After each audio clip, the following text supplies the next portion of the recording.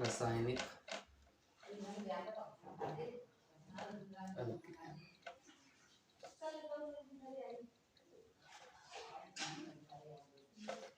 व समीकरण। पहला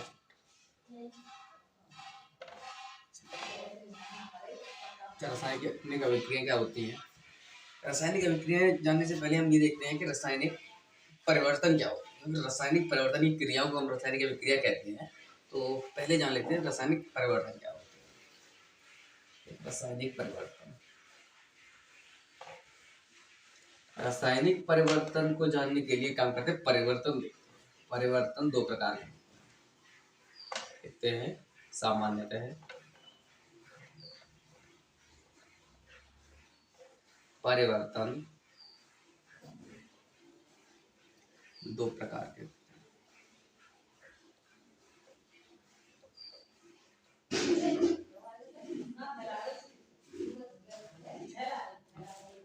नंबर एक, भौतिक परिवर्तन।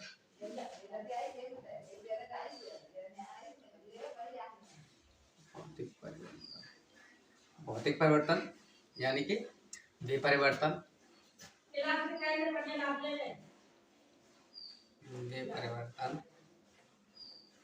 जिनमें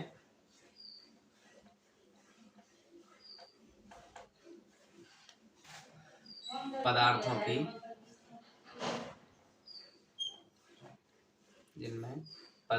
के आकार या आमाप में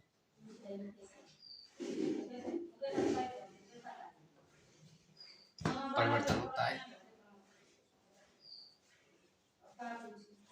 जैसे कि लकड़ी से मेज बना देना, किसी लोहे से गाड़ी बना देना, या गाड़ी का लोहा फिर से पिघला करके फिर कुछ और चीजें बना देना, तो फिर कुछ और जैसे कुछ भी बना देना, गेट बना देना, दरवाजे बना देना, खिड़कियां बना देना। तो ये सारी चीजें जो होती हैं, यानी कि क्या है कि पदार्थ वही है, लोहा का लोहा ही रहेगा, उससे कुछ भी बना, लकड़ी से लकड़ी ही रहेगी, लेकिन कुछ भी चीजें बना सकते हो। आकार बदल दो, आमाप बदल दोगे, लेकिन जो पदार्थ है, पदार्थ की प्रकृति वही रहेगी।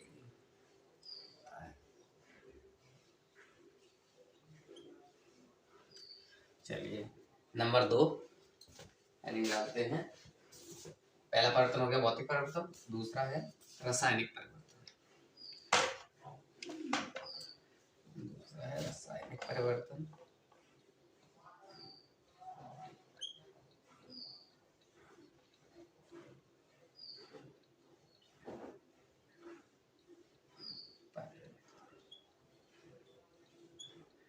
वे परिवर्तन जिनमें पदार्थों जिनमें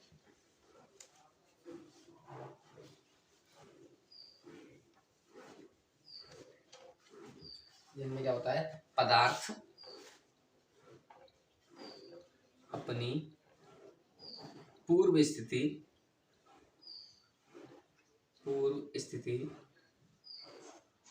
त्याग कर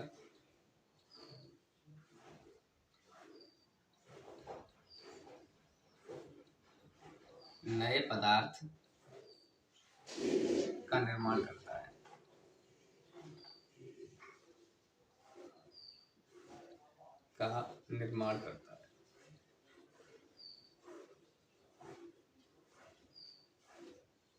एग्जाम्पल, मोमबत्ती का जलना, उसमें क्या होता है कि मोम पिघल गया और जितना मोम पिघला उससे बन गई आग, तो मोम से बन गई आग, पहला परिवर्तन।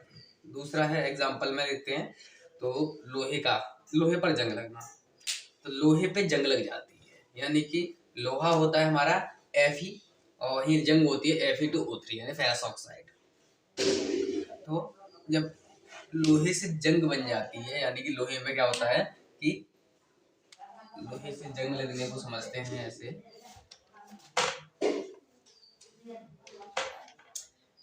Fe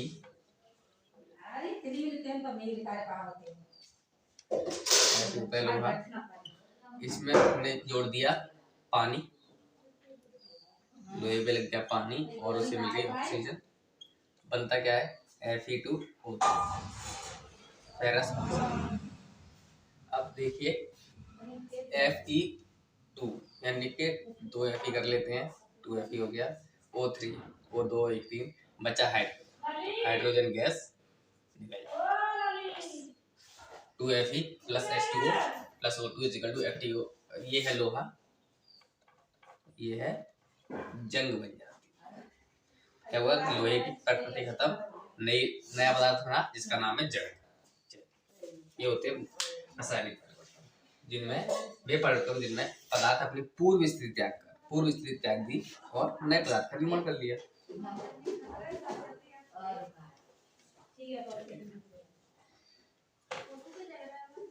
रासायनिक परिवर्तन हो गया।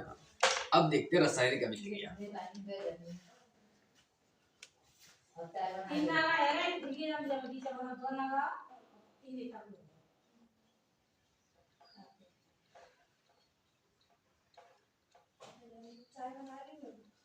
रासायनिक अभिक्रिया, रासायनिक परिवर्तन, रासायनिक परिवर्तन की क्रिया को की क्रिया रासायनिक अभिक्रिया कहलाती है।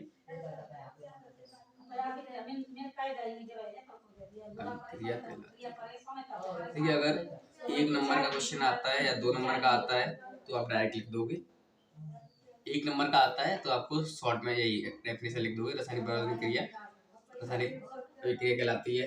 अगर क्वेश्चन 2 नंबर या 5 नंबर का आता है तो उसमें क्या करोगे आप, 2 नंबर वाले क्वेश्चन में आपको रासायनिक परिवर्तन लिखा दोगे, उसके बाद रासायनिक अभिक्रिया लिखा दोगे, दोनों चीजें क्लियर हो जाएगी।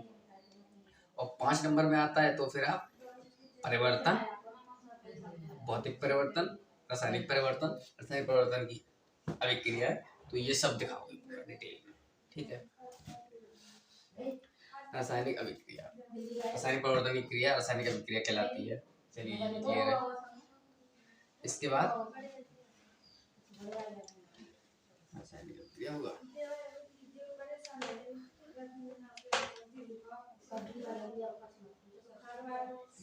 अब आवश्यकता पड़ती है रासायनिक समीकरण।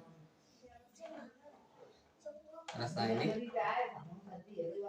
समीकरण,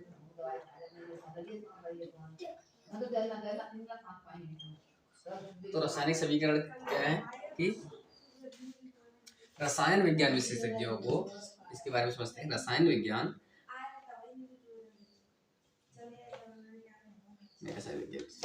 डायरेक्ट किसी अभिक्रिया को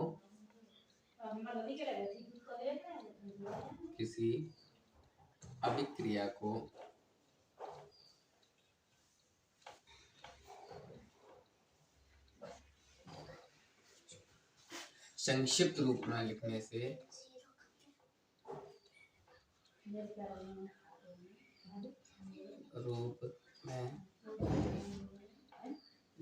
से विवरण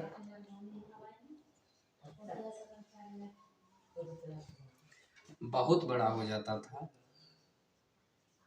बहुत लंबा हो जाता था, हो जाता है,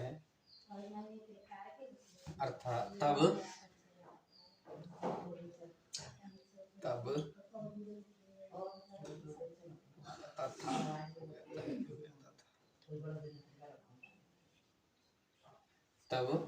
रसायन विज्ञान विशेषज्ञों ने क्या किया, रसायन विज्ञान विशेषज्ञों ने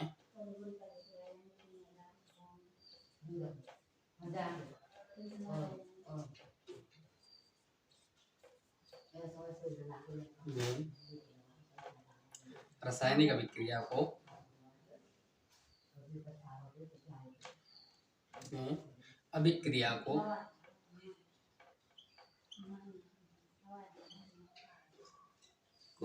समीकरण के रूप में लिखना उचित है। समीकरण के रूप में लिखना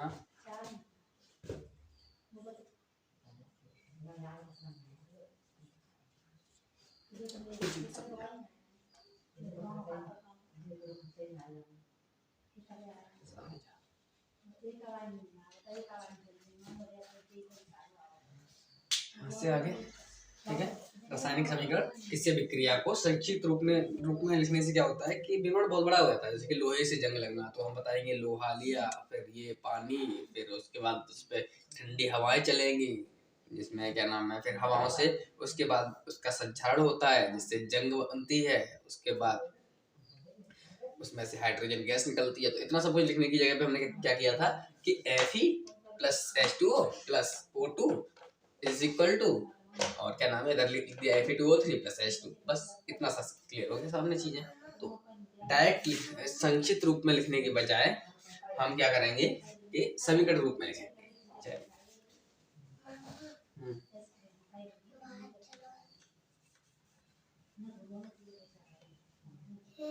रुक जा भैया।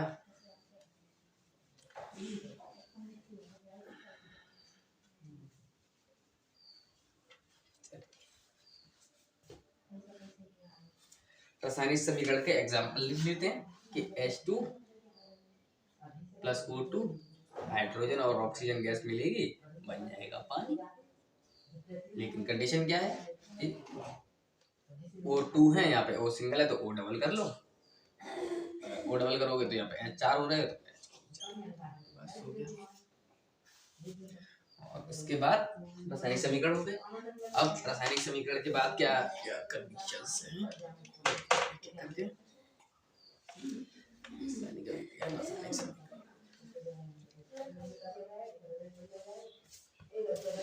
हाँ भैया, रासायनिक समीकरण का संतुलन, रासायनिक समीकरण इसके बारे में क्या था कि द्रव्यमान संरक्षण के लिए एक नियम होता है द्रव्यमान संरक्षण। संरक्षण का मतलब है कि रिएक्शन से पहले जितना वेट होगा उतना ही वेट रिएक्शन के बाद होना चाहिए किसी भी रिएक्शन में। जैसे कि एग्जांपल लेते हैं पानी का, H2 प्लस, इसमें क्या है कि ये हो गया H2 plus hydrogen plus oxygen बनता है। यानी कि इसमें कंडीशन क्या है कि यहाँ पर ऑक्सीजन 1 है, यहाँ पर ऑक्सीजन 2 है। इसका मतलब है इसमें जो वेट होगा ये ज्यादा होगा इसके वेट के अगेंस्ट, इसके वेट के अकॉर्डिंग। तो हम क्या करेंगे कि इसके वेट को, अगर यहाँ पे 2 ऑक्सीजन है, यहाँ पे 1 है, तो यहाँ पे 2 कर लेंगे। अब यहाँ पर 4 हो गए, H4 हो गए, तो यहाँ पर भी H4। इस तरीके, इस नियम को बोलते हैं द्रव्यमान संरक्षण का नियम। और इस तरीके को जो बोलते हैं हिट एंड ट्रायल विधि। इस विधि को हिट एंड ट्रायल विधि कहते हैं।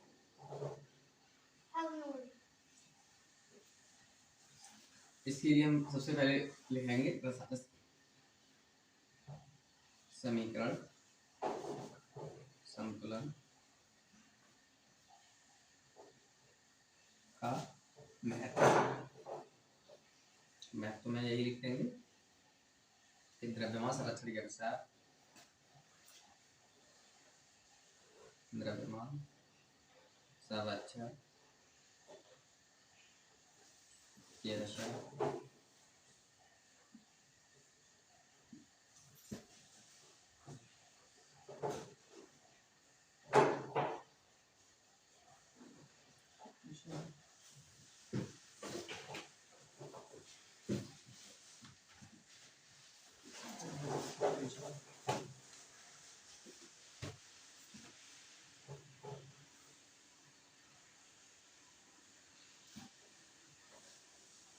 रासायनिक अभिक्रिया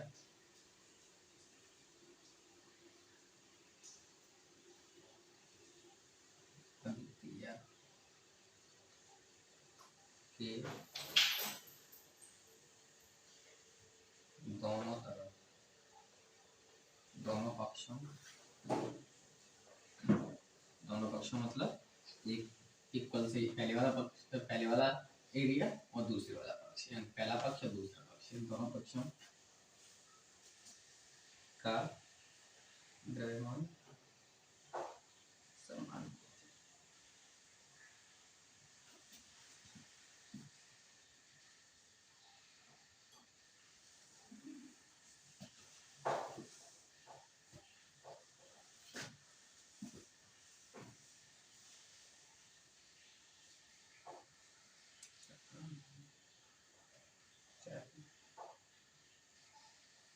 था दोनों तरफ के परमाणुओं की संख्या बराबर होनी चाहिए, द्रव्यमान समान होना चाहिए, या फिर दोनों तरफ के परमाणुओं की का द्रव्यमान परमाणुओं की संख्या समान होनी चाहिए। ये लिख लीजिएगा।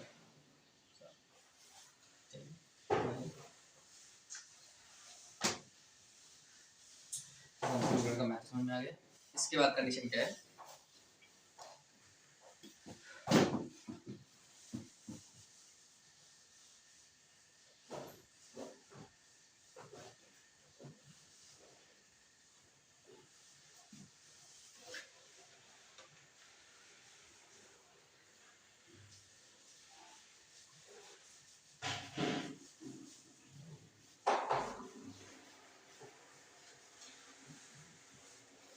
इसके बाद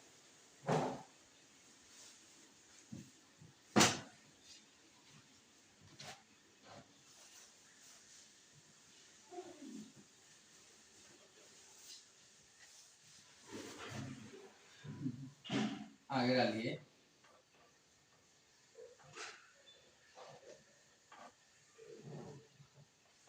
इम्पोर्टेंट टिक करके आगे हेडिंग रासायनिक समीकरण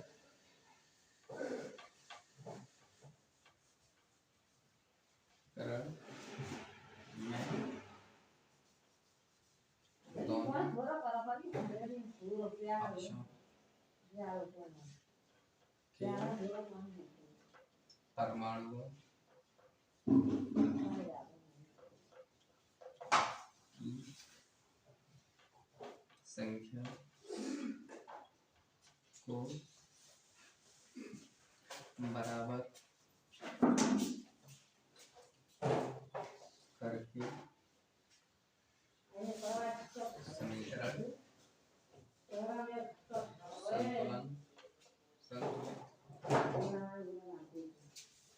करने की विधि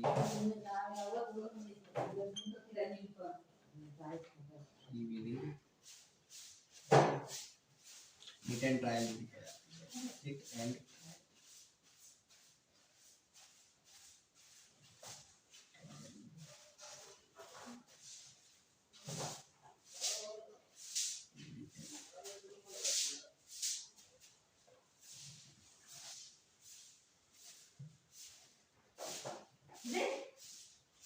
जैसे कि एग्जांपल में ले लीजिए फिर से H plus O2 plus H2O इसका एक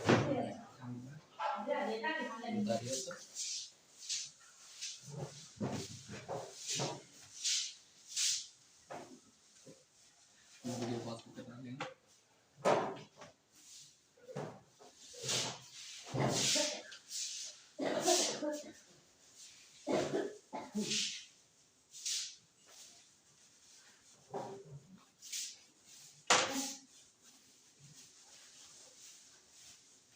H plus O2 H2 अब क्या करना है मैं, ये असंतुलित समीकरण इसके साथ नीचे लिख दो असंतुलित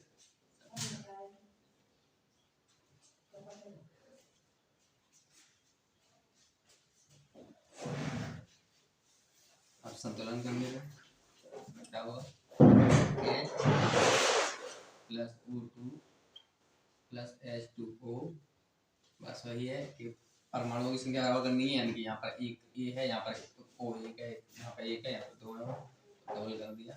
ऐसे पानी यहाँ पर तो इससे क्या होगा, पानी सॉरी हाइड्रोजन डबल कर दिया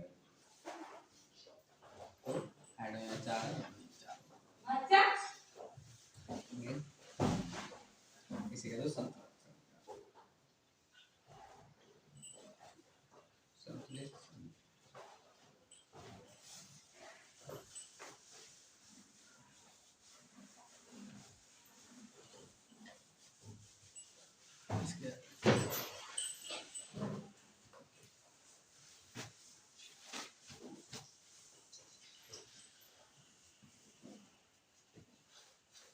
अच्छा इसके साथ हम देखेंगे कि कोई भी हम रिएक्शन लिख रहे हैं, जैसे कि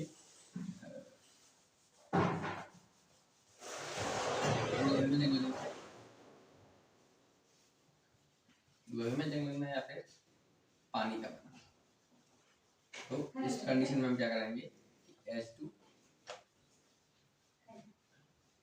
plus O2 is equal to H2, संतुलन में मान लीजिए कर दिया ये हो गया, संतुलन भी हो गया। अब इसके साथ साथ क्या करेंगे, यहाँ पर ये गैस है तो यहाँ G लिख देंगे, ये भी गैस है इसको G लिख देंगे, ये लिक्विड है वाटर है। अगर कंडीशन आती है वाटर साइड क्या नाम है, अगर कंडीशन आती है जैसे कि हमने क्या किया गैस के लिए G नोट किया, वही लिक्विड के लिए नोट कर देंगे। तीसरी कंडीशन सॉलिड है, ठोस है, ठोस के लिए S नोट कर देंगे। चौथी कंडीशन आ जाती है कोई भी चीज किससे जलीय घोल है, एक्वस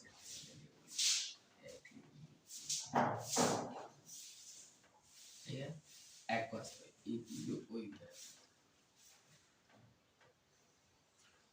एक्वस है, एक्वस है यानी कि जलीय घोल है, तो क्या करें जलीय विलयन को हम EQ से ठीक, ये कर लीजिए।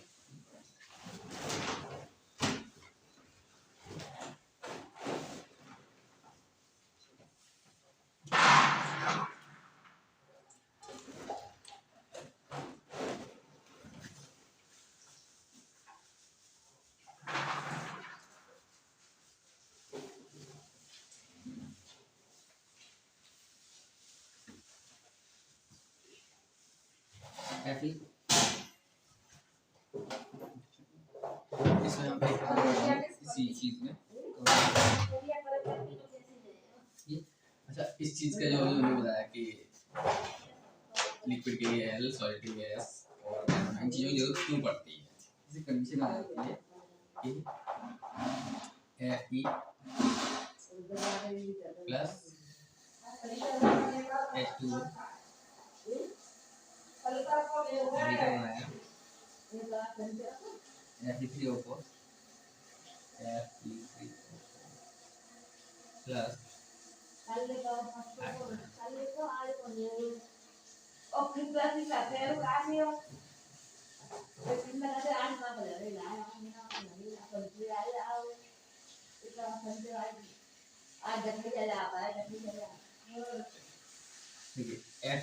जानते हैं हम लोहा होता है, तो इसके लिए हम सॉलिड कर देंगे। अच्छा, इससे पहले सबसे पहले हिट एंड ट्रायल कर लेते हैं। हिट एंड ट्रायल के लिए यहाँ पर 3 हाँ मैं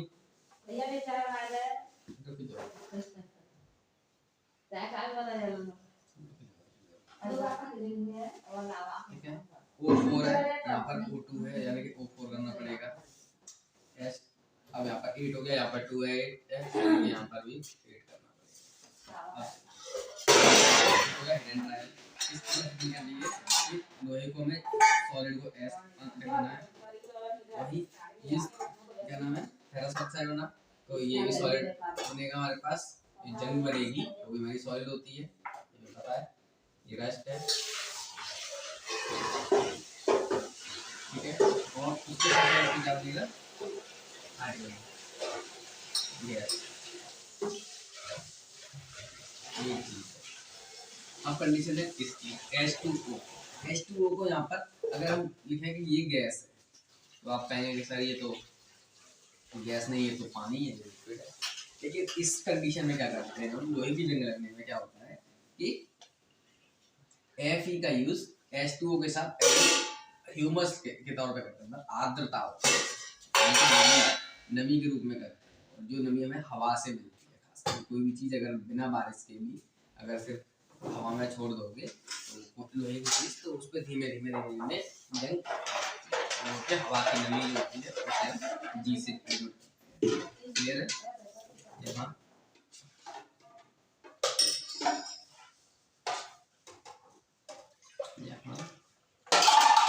जी का प्रयोग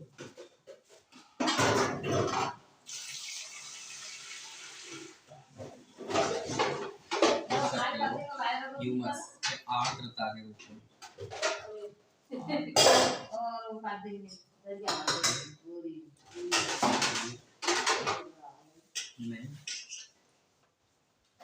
बहुत नहीं लोगों ने याद डाले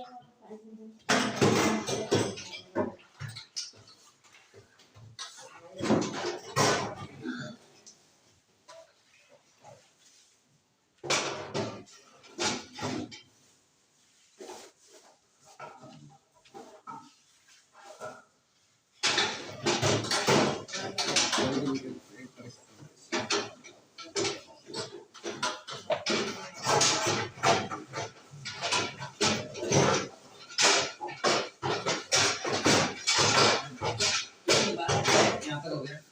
अब क्या करते हैं, कभी कभी क्या होता है कि रिएक्शन कोई बनाता है और रिएक्शन में किस कंडीशन में किन किन अन्य उत्प्रेरक होते हैं, जैसे कि किसी चीज को रिएक्शन में भाग लेते हैं रिएक्शन को बढ़ाने के लिए। उत्प्रेरक का मतलब ऐसे होता है ना, समाज में कुछ लोग होते हैं कि भाई कहीं हो नहीं रही लेकिन वो जाकर उत्प्रेरण कर देते हैं लड़ाई में और जाकर के लड़ाई बढ़ा देते हैं। तो वही कंडीशन इसमें है कि यहाँ पर एक्शन हो नहीं रहा है लेकिन एक्शन को क्या होता है कि जैसे कि इसको समझते हैं कि कार्बन डाइऑक्साइड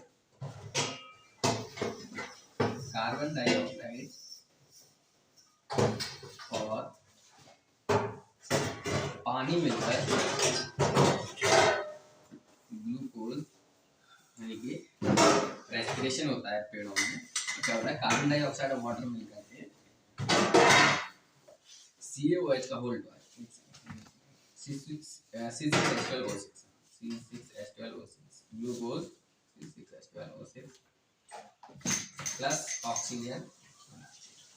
ठीक है, अब इसको पहले ट्राई कर लेते हैं। ट्राई क्या होगा, ऑक्सीजन कितने, 2 1 3, यहाँ पर ऑक्सीजन 2 C6 करते हैं। C6 यहाँ पे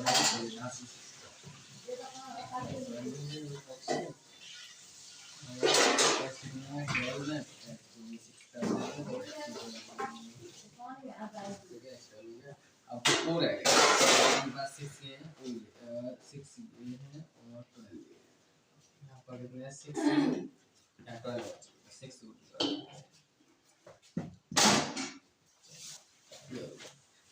ट्रायल हो गया।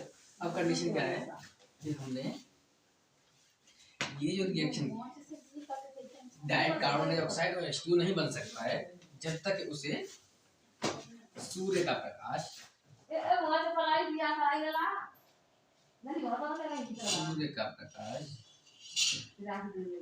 और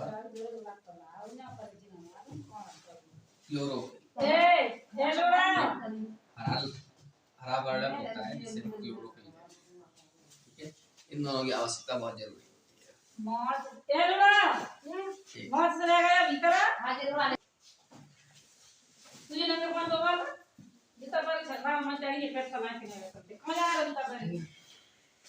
सूर्य का प्रकाश कार्बन डाइऑक्साइड और वाटर बना करके C6H12O6 ग्लूकोज और 6 इस कंडीशन में लिखेंगे कि कार्बन डाइऑक्साइड हमारी गैस है, इसको G कर लेंगे, ये वाटर को L कर लेंगे, ठीक है, ये ऑक्सीजन ये गैस है और ग्लूकोज जो है वो एक लिक्विड का जलीय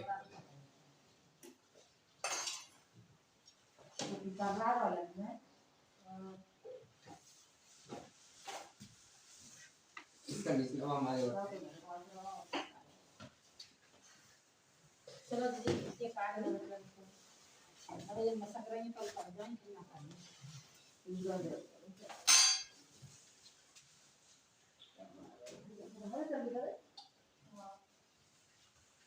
इसके बारे में लिख देते हैं।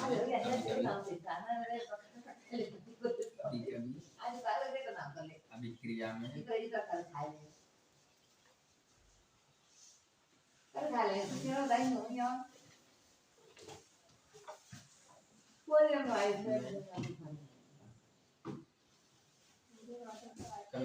केमिकल अभिक्रिया मैंने अभिक्रिया की परिस्थितियाँ किस परिस्थिति में अभिक्रिया की परिस्थितियाँ जैसे ताप दाब उत्प्रेरक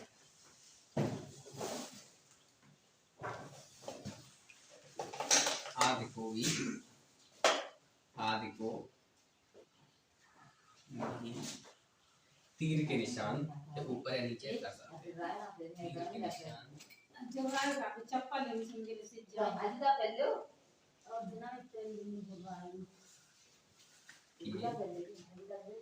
ऊपर या नीचे दर्शाते हैं।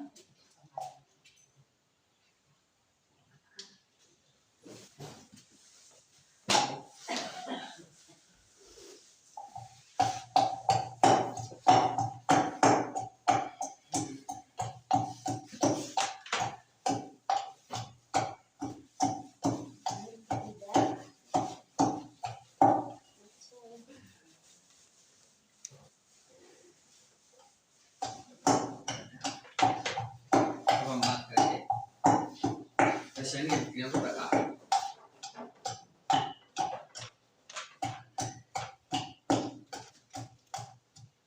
रासायनिक अभिक्रियाओं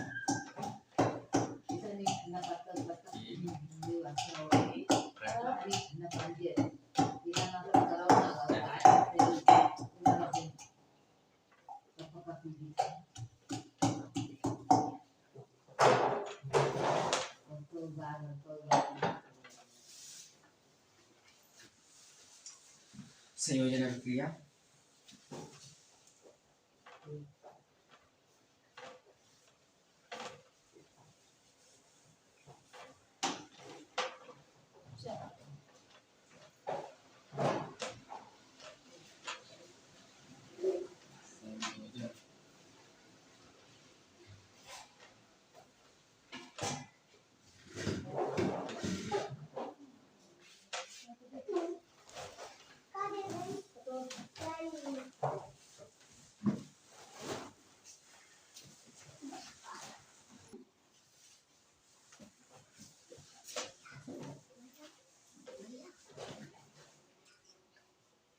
संयोजन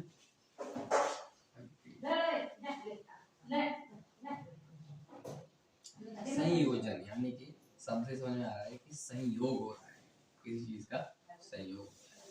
यानी कि इसके बारे में थोड़ा डेफिनेशन देते हैं। दो या दो से अधिक मिलकर एकल उत्पाद का निर्माण करते हैं। दो या दो से अधिक तत्व मिलकर एकल उत्पाद का निर्माण करते हैं। जय वीडियो बना लेने भाई, वो परेशान कर रहा है। जय अपना परेशान। संयोजन अभिक्रिया दो या दो से अधिक तत्व मिलकर एक उत्पाद का निर्माण करते हैं। सीधी कंडीशन है कि दो तत्व हैं या तीन तत्व हैं या चार तत्व हैं, वो सब मिलकर के एक उत्पाद बना रहे हैं। एग्जाम्पल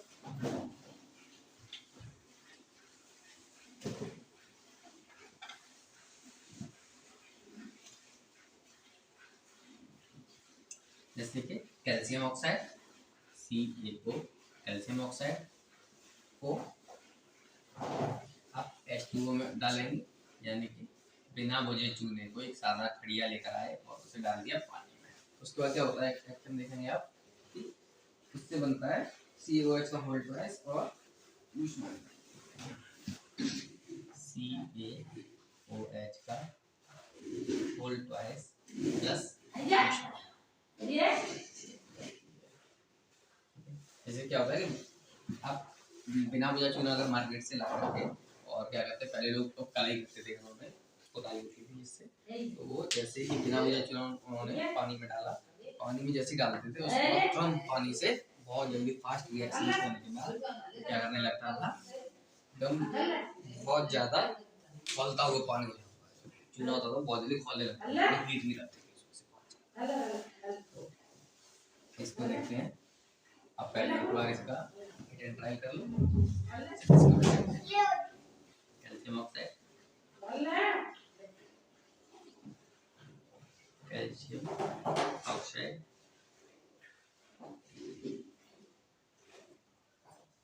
ये होता है कैल्शियम हाइड्रोक्साइड।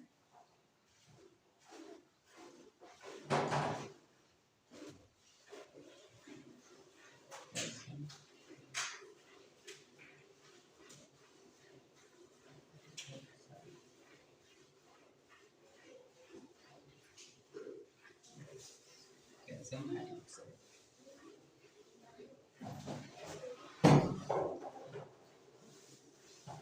Calcium hydroxide.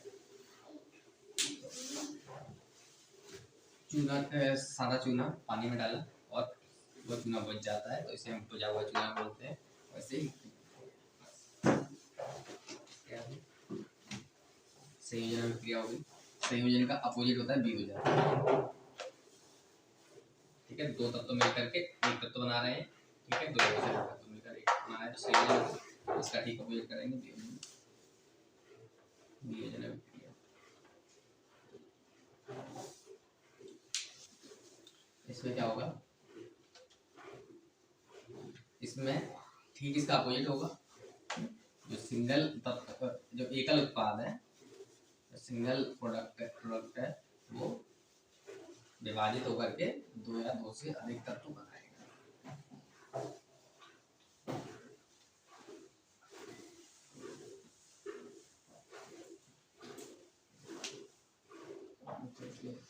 संयोजन के एक दो एग्जांपल और देख लें, वियोजन ही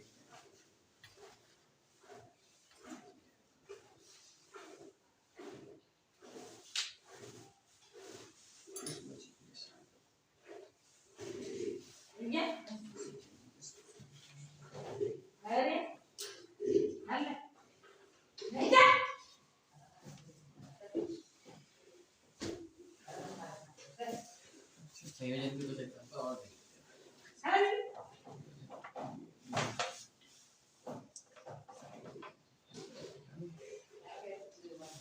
तो संयोजन में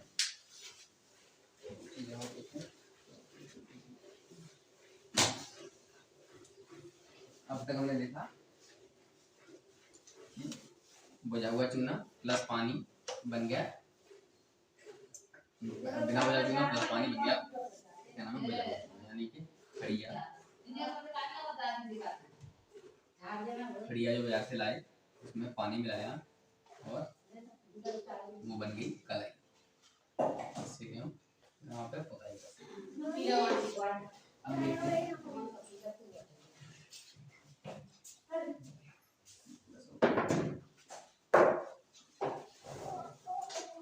C+O, इसमें क्या होता है, दो उत्पाद मिलकर के एकल उत्पाद बनाएंगे CO, मतलब कार्बन ऑक्सीजन मिला करके CO2 बनाएंगे।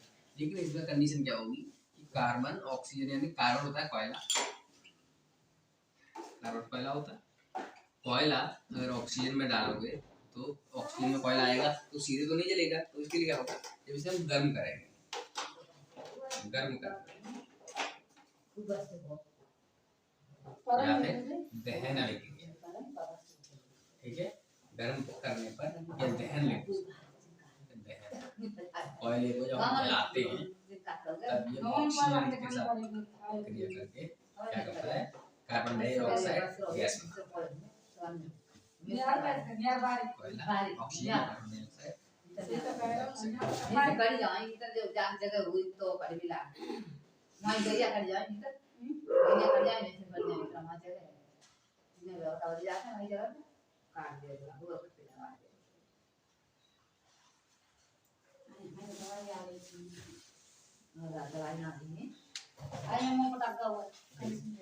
दो मिलाकर एक अगेन एक और चैनल लेते हैं, सामने वाला लेते हैं,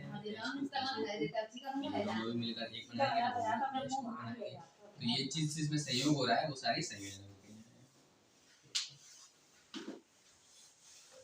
अगेन एक और चीज संयोजन अभिक्रियाओं में ही एक अभिक्रिया आई है, उसे देख लेते हैं। वो है ऊष्माक्षेपीय अभिक्रिया। ऊष्माक्षेपीय अभिक्रिया क्या होती है? ये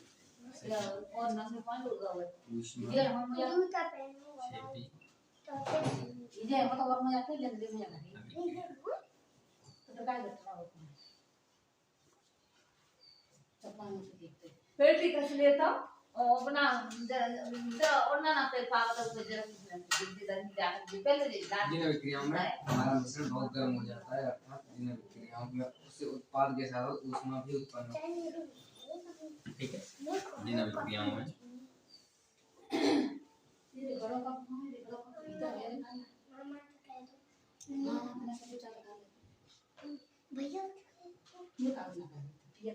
जिन अभिक्रियाओं में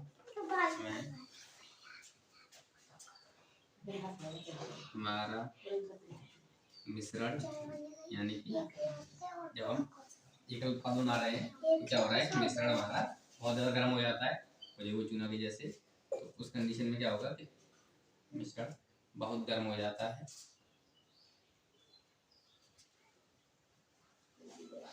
और जाता है, अर्थात जिन अभिक्रियाओं से उत्पाद के साथ साथ ऊष्मा भी उत्पन्न होती है, अर्थात जिन अभिक्रियाओं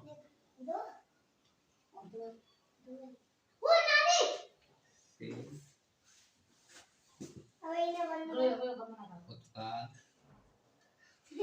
के साथ साथ ऊष्मा भी उत्पन्न होती है, ऊष्मा भी उत्पन्न होती है।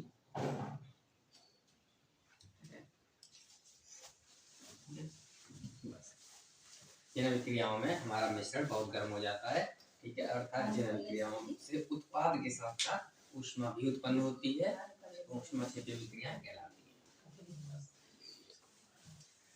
ऊष्माक्षेपीय अभिक्रियाएं कहलाती हैं।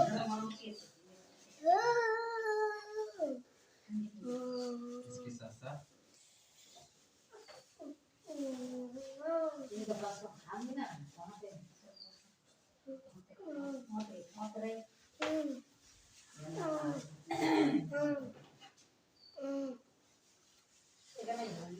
संयोजन हो गया।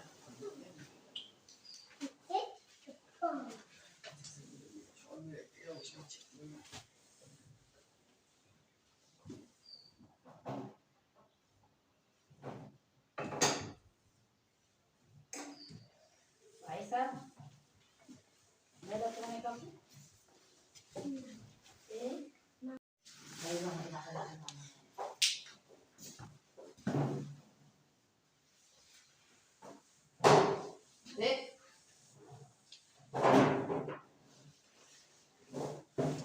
चलिए इसमें आगे कुछ एग्जांपल्स और देख लेते हैं। प्राकृतिक गैस का दहन, प्राकृतिक गैस का दहन,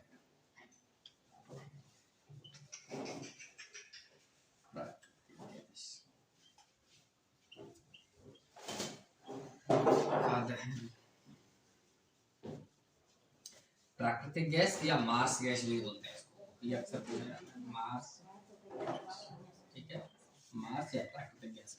मार्स गैस कौन सी होती है? तो इसके लिए हम देख लेते हैं कि CH4, ये जो मीथेन होती है CH4 गैस जो होती है, इसे हम प्राकृतिक गैस या मार्स गैस कहते हैं। CH4 को प्लस ऑक्सीजन ये जल करके बना देते हैं कार्बन डाइऑक्साइड और वाटर, कार्बन डाइऑक्साइड और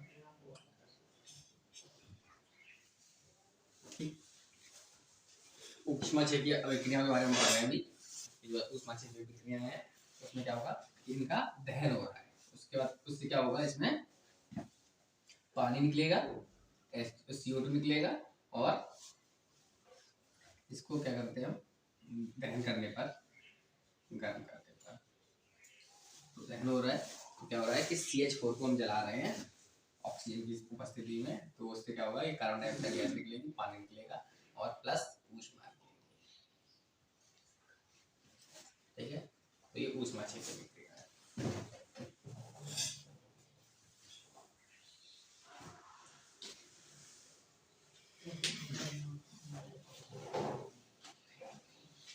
दूसरा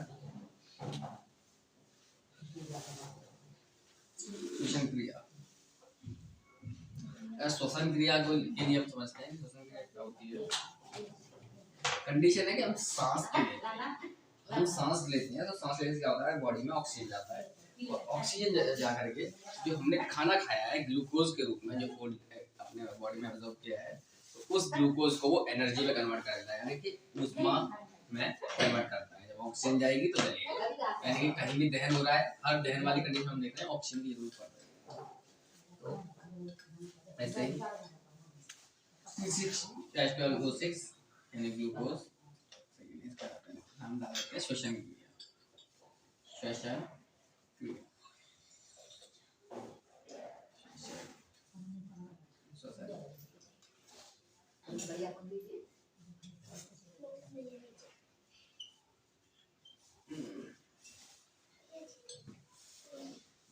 श्वसन क्रिया में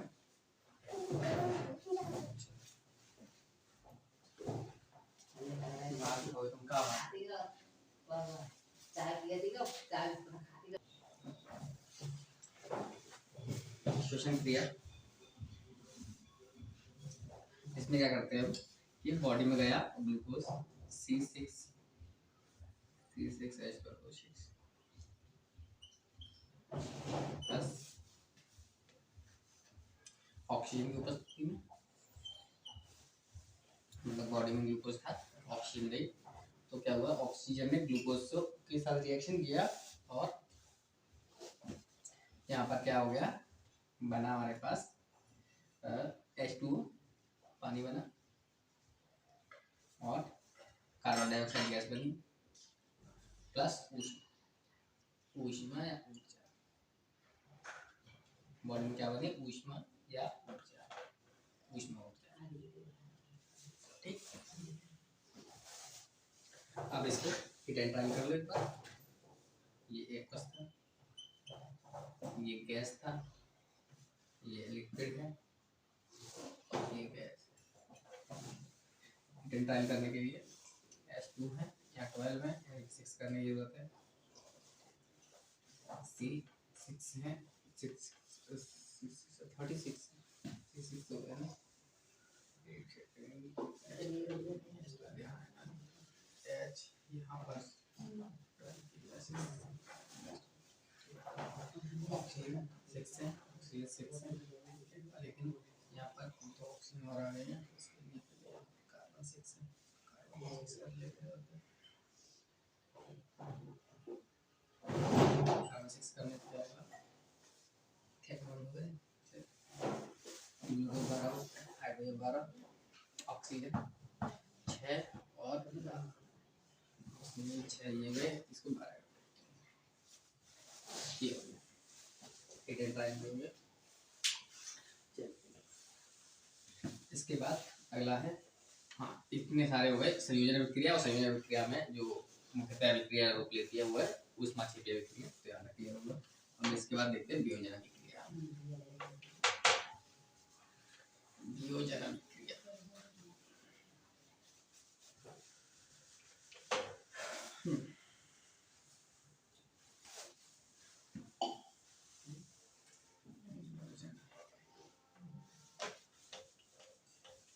वियोजन या अपघटन, अपघटन मतलब खुद में ही घटित होता है, अपघटन अपने आप में ही घटन हो जाता है, तो ये वियोजन या अपघटन।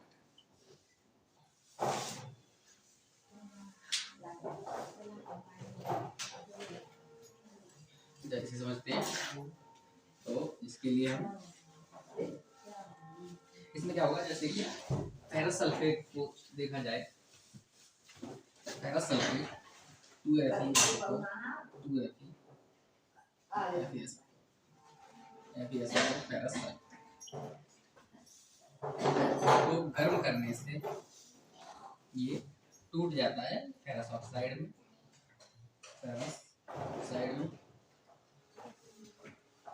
और सल्फर डाइऑक्साइड, ठीक है। सल्फर डाइऑक्साइड और फेरस ऑक्साइड में टूट गया, कैसे, ये गर्म कर। अब Fe2 है, 2Fe कर दिए, अब SO4 हो गए, S2 हो गए, तो S को भी 2 कर दो, O 2 2 4 हो जाएगा, लेकिन यहाँ पर O8 है हमारे पास, हो गए, O8 है, वो हमारे पास 2 2 4 और फिर से इसको क्लियर करने के लिए हम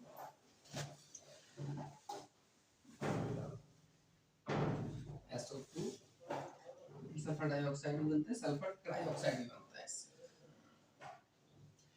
sulphur dioxide plus sulphur trioxide, 3 चीजें, ठीक है। एक को ही अपघटित होकर के 3 उत्पाद बन रहे हैं। तो इसमें हम देखेंगे ferrous sulphate, ferric oxide, sulphur dioxide plus sulphur trioxide, ठीक है। अब इसको एक बार, ये है आपका, ये सॉलिड स्टेट है, ये फेरस ऑक्साइड भी सॉलिड स्टेट होता है, ठीक है। ये गैस है, सल्फर डाइऑक्साइड भी गैस है, सल्फर ट्राइऑक्साइड भी गैस है।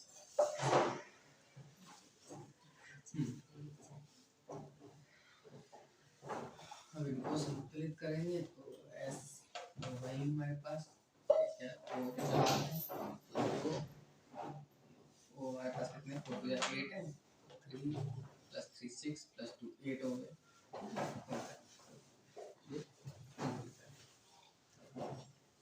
अब इसमें इसके बारे में थोड़ा सा लिख देते हैं, ये विक्रिया है,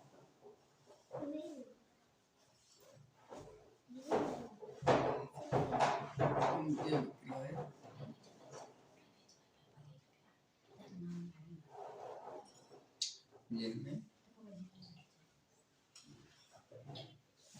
एकल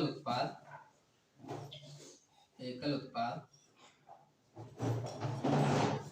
अपघटित होकर के, एक सिंगल उत्पाद प्रोडक्ट है जो कि अपघटित होकर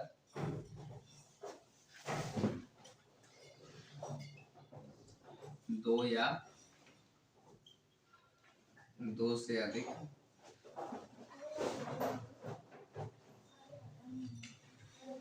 तत्वों का निर्माण करते हैं।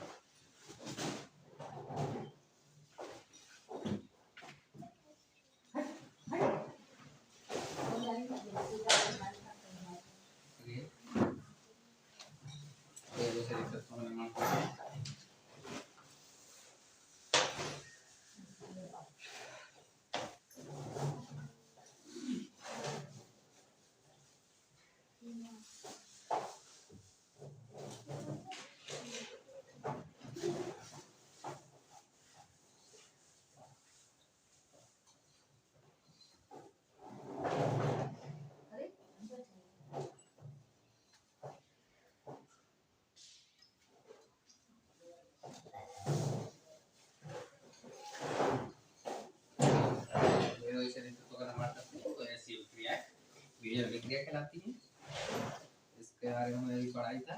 एक इसका एग्जांपल देख लिया, दूसरा एक और देख लेते हैं। क्या होता है कि कैल्शियम कार्बोनेट CaCO3 ये बनाता है गर्म करने से, CaO calcium oxide plus CaO और CO2 बनता है।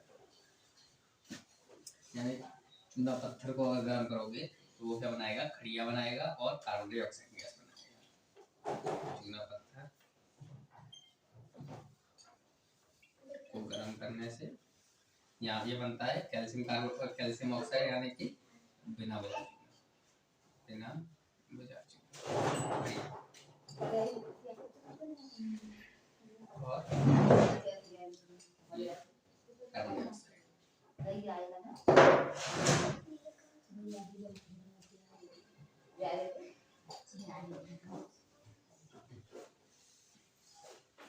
ये भी सॉलिड स्टेट है, ये भी सॉलिड स्टेट है, और ये हमारा गैस।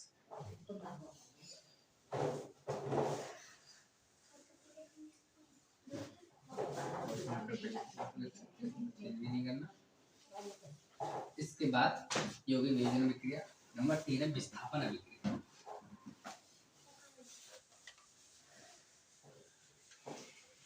विस्थापन अभिक्रिया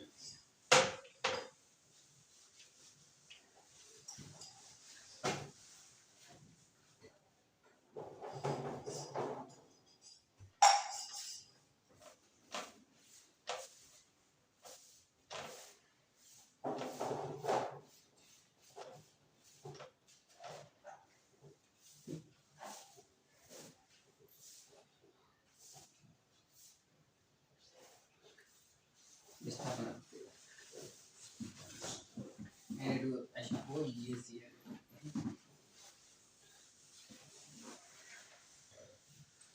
क्या हो रहा है?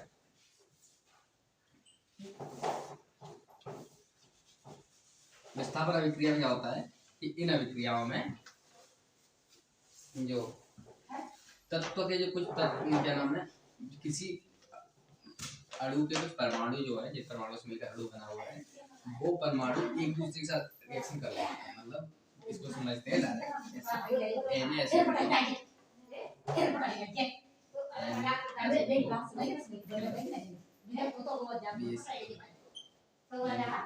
इस कंडीशन में क्या हुआ है,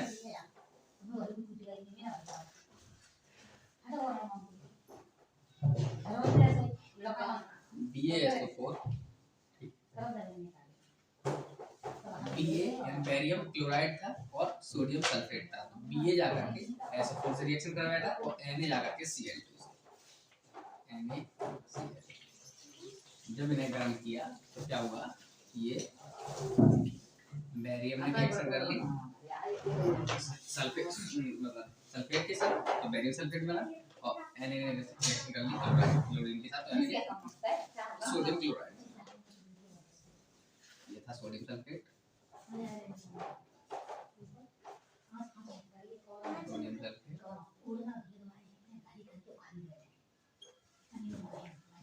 ये था बेरियम क्लोराइड,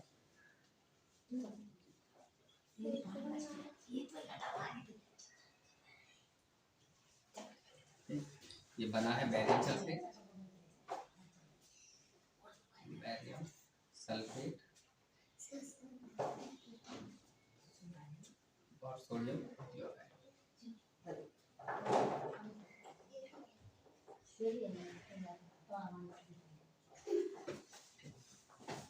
ये बन गया। इस अभिक्रिया में सोडियम सल्फेट क्लोराइड के विलयन को आपस में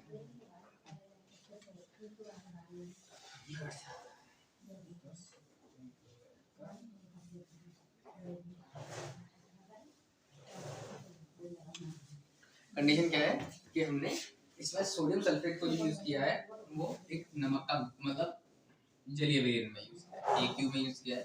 वहीं बेरियम क्लोराइड है वो भी AQ है, ये भी एक्वस है, ठीक। और इससे क्या बनेगा, बेरियम सल्फेट बनता है, ठीक है। बेरियम सल्फेट, अब इन दोनों को मिलाने से क्या होता है, जब ये जलीय घोल है, ये भी जलीय घोल है, इन दोनों को जब आपस में मिलाओगे तो बेरियम सल्फेट नीचे बैठ जाता है, ये सॉलिड बन जाता है, ये सॉलिड स्टेट मिलती है। और नमक जो मिल जाएगा, जो NaCl होता है नमक, ये हमें ऊपर एक्वस में एक्वस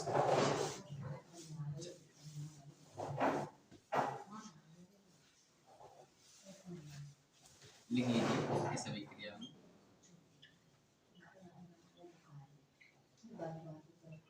इस अभिक्रिया में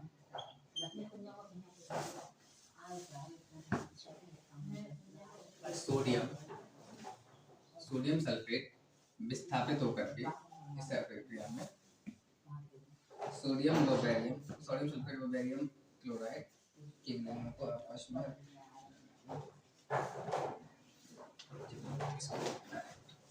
इस अभिक्रिया में सोडियम व बेरियम, सोडियम व बेरियम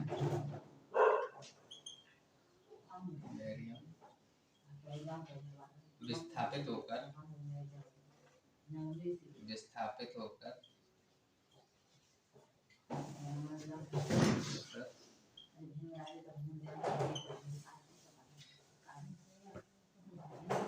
क्लोरीन विस्थापित होकर क्रमशः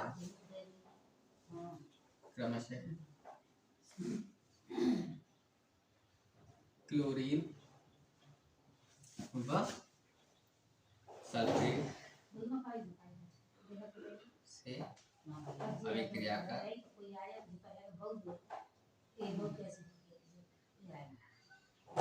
लेती है, अभिक्रिया कर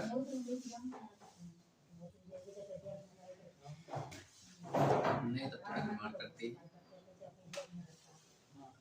नए तत्व का निर्माण या फिर बेरियम सोडियम और क्लोरीन, बेरियम और सल्फेट। तो सोडियम क्लोराइड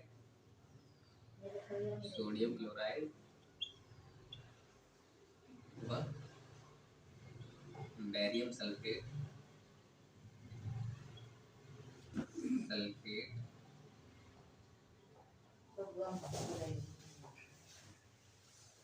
सोडियम क्लोराइड और बेरियम सल्फेट का निर्माण करते हैं, सोडियम क्लोराइड और बेरियम सल्फेट का निर्माण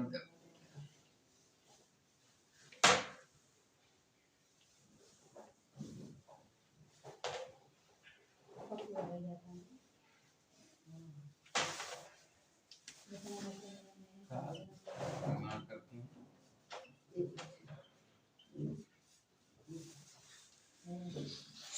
इस अभिक्रिया में सोडियम और बेरियम विस्थापित होकर क्रमशः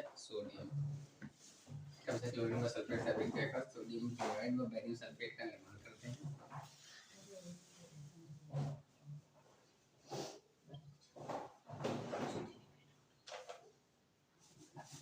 यह अभिक्रिया ऐसी अभिक्रिया विस्थापन अभिक्रिया कहलाती है। ऐसी अभिक्रिया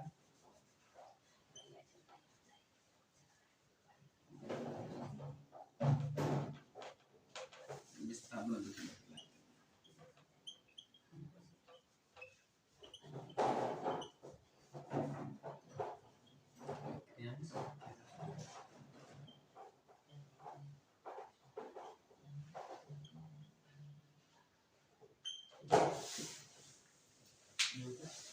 इसके बाद उपचयन तथा अपचयन। जब विस्थापन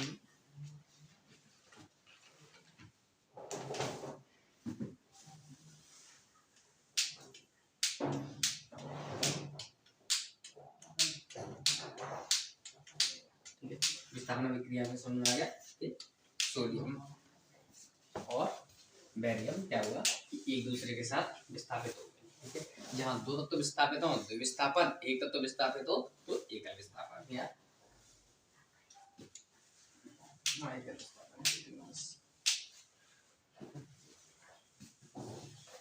विस्थापन अभिक्रिया के बाद अब आ गया विस्थापन अभिक्रिया दो प्रकार की होती है। ठीक है, एक विस्थापन और द्विविस्थापन। इसमें दो तत्व विस्थापित होते हैं तो द्विविस्थापन अभिक्रिया, एक तत्व विस्थापित होता है तो एक विस्थापन अभिक्रिया।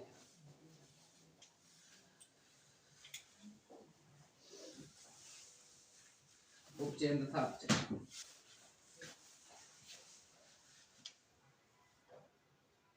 उपचयन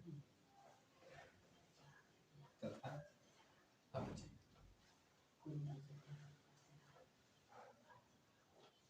अभिक्रिया में क्या होता है? उपचयन का मतलब होता है कि ऑक्सीजन को ग्रहण करना और अपचयन का मतलब होता है ऑक्सीजन को छोड़ना। इसको एग्जांपल से समझते हैं।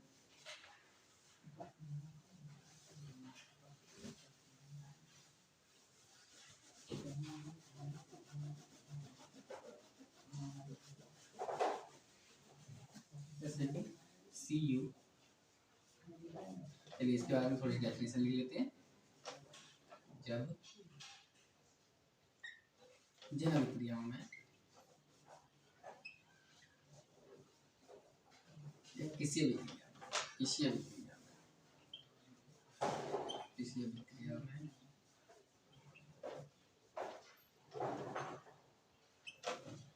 ऑक्सीजन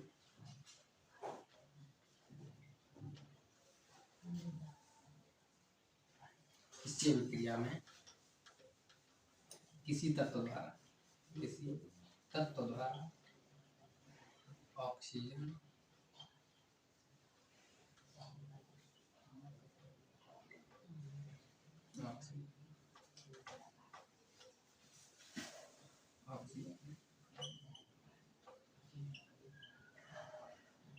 ग्रहण करना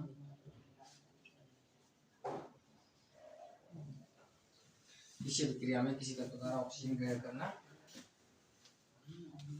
उपचयन कहलाता है।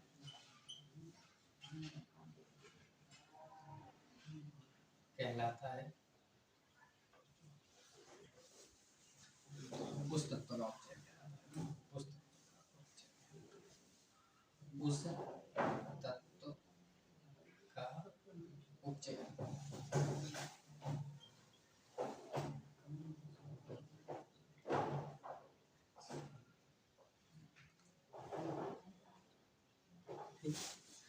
इसका ठीक अपोजिट है अपचयन। इसे लिखने के बाद आप लिखेंगे इसके बारे में एग्जांपल देख लेते हैं। तो क्या हो रहा है कि copper plus oxygen, copper Cu plus oxygen मिलकर के जब ये कॉपर जब गर्म करोगे ऑक्सीजन की उपस्थिति में तो क्या होता है, ये कॉपर ऑक्साइड CuO हम देख रहे हैं यहाँ पर ऑक्सीजन 2 है, तो करने से 2Cu हो गई। तो ठीक है, copper plus oxygen copper oxide होता है। ठीक अपोजिट हो रहा है इसका। इसके ठीक अपोजिट देखें अपचयन के बारे में। अपचयन में क्या है, किसी अभिक्रिया में किसी तत्व द्वारा ऑक्सीजन का त्याग करना। ऑक्सीजन का, इसको थोड़ा सा अलग, ये बस ज्यादा अंतर नहीं है, थोड़े ऑक्सीजन का त्याग करना।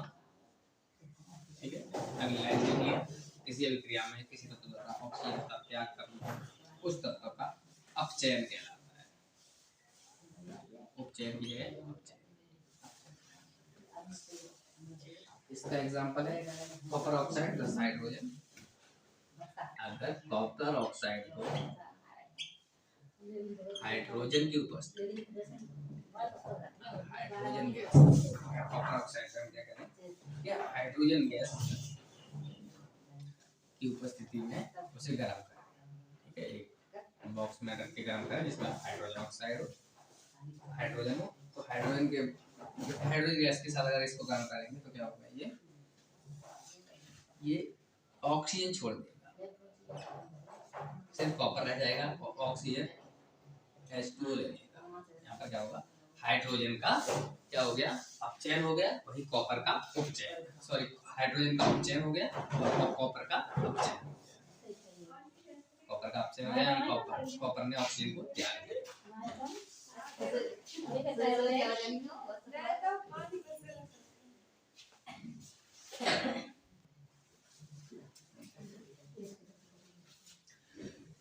अपचयन व उपचयन अभिक्रिया को हम रेडॉक्स अभिक्रिया भी कहते हैं। अपचयन व उपचयन अभिक्रियाओं को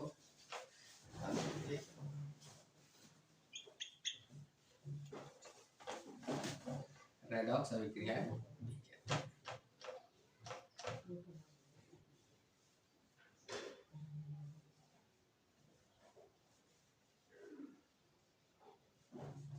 रेडॉक्स अभिक्रिया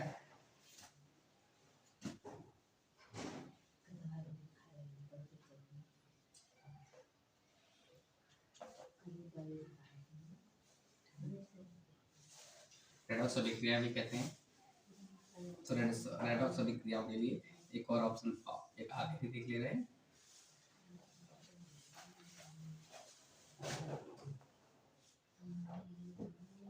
Cu plus H2O H2 copper oxide plus hydrogen बना, क्या नाम है, हाइड्रोजन की उपस्थिति में कॉपर ऑक्साइड को गर्म करने से क्या बना हमारे पास, कॉपर बना था और जल बना था। तो यहाँ पर इसमें देखते हैं, तो ये जो हो रहा है, ये क्या हो रहा है, कार्बन का उपचयन हो रहा है, कार्बन का सॉरी अपचयन हो रहा है, यानी कि ऑक्सीजन का त्याग हो रहा है, यानी कि अपचयन हो रहा है, अपचयन अपचयन। आगे हाइड्रोजन का क्या हो रहा है, उपचयन हो रहा है, हाइड्रोजन का उपचयन हो रहा है, नहीं हाइड्रोजन को ऑक्सीजन मिल रहा है, जिसको मिल रहा है उसका उपचयन हो रहा है, ये है आपका उपचयन हो गया, इसका अपचयन हो गया, अपचयन और उपचयन। ये जो अभिक्रियाएं होती हैं, उपचयन अपचयन अभिक्रियाओं को हम क्या कहते हैं, रेडॉक्स अभिक्रियाएं ठीक है। यहाँ पर आपका चैप्टर खत्म होता है। इसके बाद हम क्या करेंगे कि अगली वीडियो में इस चैप्टर के जितने भी क्वेश्चंस होंगे सारे क्वेश्चंस को सॉल्व करेंगे।